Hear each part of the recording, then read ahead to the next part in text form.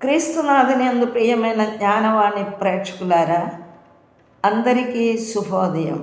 ఈనాడు మనం లేవీకాండం 10, 11, 12 అధ్యాయాల్లో కొన్ని అంశాలను గురించి ధ్యానించుకుందాం. లేవీకాండం 10వ అధ్యాయం 2వ వాక్యంలో ప్రభు మోషే అహరోనుతో చెప్పుచున్నారు, నాకు సేవ చేయువారు నా పావిత్రమును గుర్తింపవలెను, నా ప్రజలెల్లరూ నన్ను గౌరవింపవలను.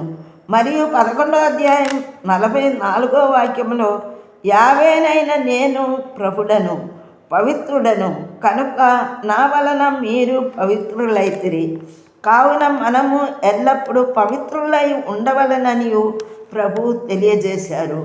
అహరోను కుమారులు నాదాబు, అబీహులు ధూపపాత్రల్లో అపవిత్రమైన నిప్పు వేసి ప్రభు ఆజ్ఞను ఉల్లంఘించి ప్రభువునకు సాంబ్రాణి పొగ వేసిరి.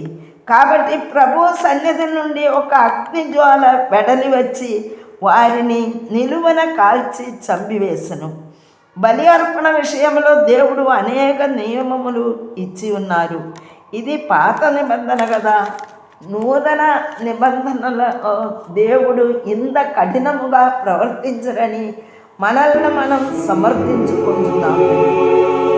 హెబ్రీయులకు రాసిన లేఖ 10వ అధ్యాయము 26వ వాక్యములో ఈ విధముగా రాయబడింది, సత్యమును మనకు తెలియజేయబడిన తరువాత కూడా బుద్ధిపూర్వకముగా పాపములు చేయించుకునే ఎడల ఆ పాపములు తొలగింపగల బలి ఏదీ లేదు. లేవీకాండం 12వ అధ్యాయం 3వ వాక్యంలో బిడ్డను కలిగిన స్త్రీ శుద్ధి చేసుకుని కాలము ముగియగానే సంపూర్ణ బలి అర్పించుటకు గూడారము ప్రవేశ Así que no temas, porque yo estoy contigo. No te angusties, porque yo soy tu Dios. Te fortaleceré y te ayudaré. Te sostendré con mi diestra victoriosa. Definitivamente, tú eres más fuerte. 12వ అధ్యాయం 8వ వాక్యంలో ఆమె పేదరాలై ఉండి గొర్రె పిల్లను సమర్పింపలేని ఎడల 2 పావురములను 2 గువ్వలను అర్పింపవచ్చును.